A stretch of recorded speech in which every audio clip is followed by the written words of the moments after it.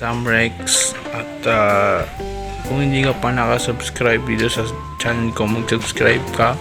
Laking tulong na yan guys, no? At para ma-reach na natin yung 1,000 subscriber. Araw is Sunday morning, yan, no? Sunday morning na naman, no? Siyempre, abang sobrang init na naman ang panahon, sobrang init na naman ang paligid natin, kaya kayo mag-ingat po kayo, no? Mag-ingat po tayo kasi natin alam, kasi sobrang init nga ng panahon ngayon. At palagi po kayong uminom ng maraming tubig kasi marami na din ang na-aksidente sa mga ganito kainit na panahon. Hindi natin alam kung kailan uulan, no? At sana umulan naman kahit mga konti, no? Pero dito kasi pagdating ng umaga, sobrang sikat ng araw, ganun, no? Sobrang sikat lang ng araw hanggang hapon yan. So pagdating ng gabi, umuulan naman pero maliit nga lang. Yun lang yung kaiba nun, no? Masasabi kong kailan ba uulan uli, no? Alam mo yung mga ilang araw na naman na uulan, papalit dito sa may init.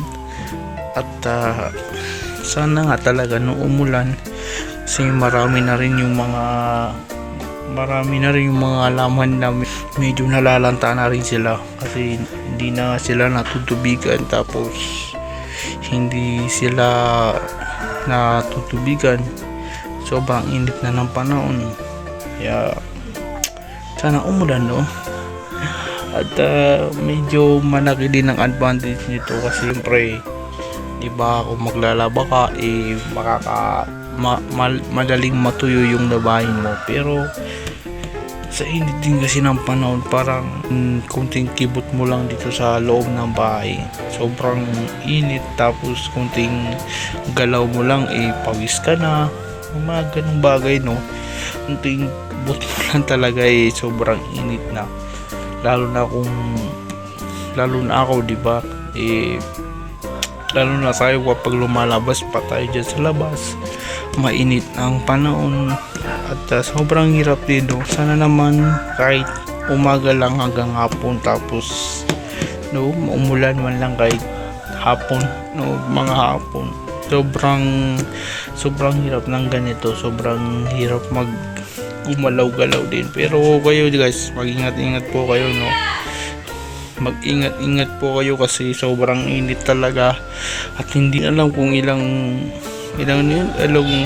gaano kainit yan sa mga lugar nyo, no? Kaya kasi dito sa amin, kahit malamig dito, malamig pa rin kasi sa maraming mga kahoy din dito kasi sa amin yung nagpapalamig din.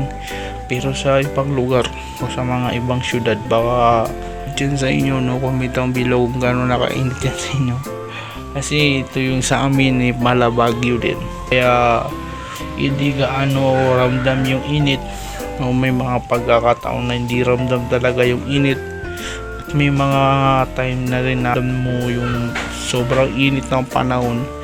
Kaya ngayon, chill muna tayo dito sa tambayan mo namin, at chill muna dito sa aming tambayan habang medyo mainit yung panahon.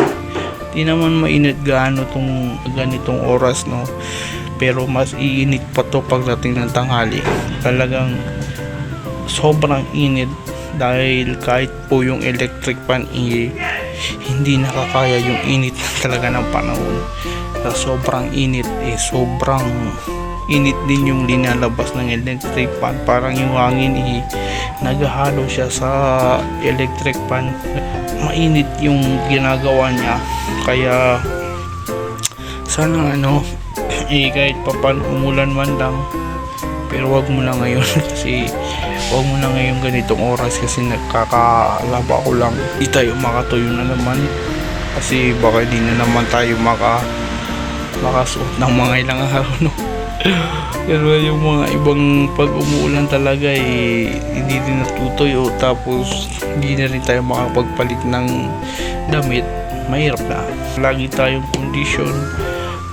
tayong kondisyon araw-araw sa mga pinanggagawa natin sa buhay. Maraming pong salamat sa panonood ninyo.